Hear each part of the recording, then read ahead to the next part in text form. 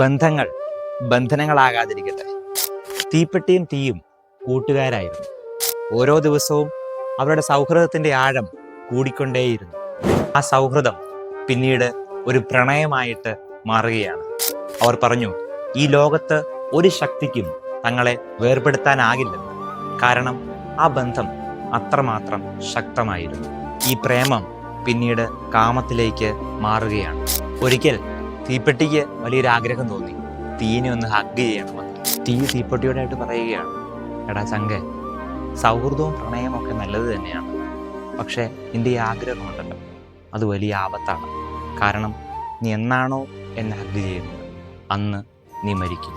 ചില ആഗ്രഹങ്ങളായി മാത്രം നിലനിൽക്കട്ടെ. ബന്ധങ്ങളൊക്കെ നല്ലതാണ്. ബന്ധങ്ങളായി മാത്രം നിലനിൽക്കട്ടെ, ബന്ധനമായി മാറാതിരിക്കട്ടെ. സൗഹൃദവും പ്രണയമൊക്കെ നല്ലത് തന്നെയാണ്, ഒരു പരിധി വരെ മാത്രം. പക്ഷെ ഈ പരിധി നിശ്ചയിക്കേണ്ടത് നീയാണ്. നന്നായി തുടങ്ങിയത് നന്നായി തന്നെ നിലനിൽക്കട്ടെ. ഞാനൊന്ന് ചോദിക്കട്ടെ, പലതും തുടക്കത്തിൽ എത്ര മനോഹരമായ ബന്ധങ്ങളായിരുന്നു അല്ലേ? എന്നാൽ ഇപ്പോഴും നല്ല ബന്ധങ്ങൾ അതൊരു ഭംഗിയാണ്, ഭാഗ്യമാണ്.